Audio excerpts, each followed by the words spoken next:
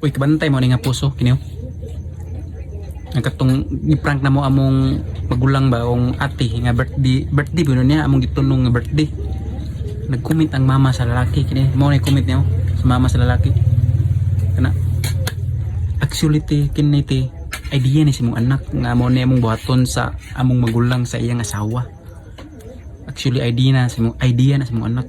Actually dili pud minan ang pagkatao, pamilya, nga inana ang buhaton, anak. Actually kabalo mong guro ka nga inana may pagkatao kay nakasabay-sabay mga samua. Dili pud minana. Vlogger mo gud mi.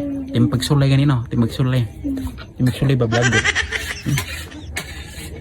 O ginaote nga nakasabot ka ani og pasensya kayo kung mao na imong pagsabot. Actually kana prank ra yun na dili na siya tinuod. Actually idea po na sa mong anak ha. Og daghang salamat te maorto te.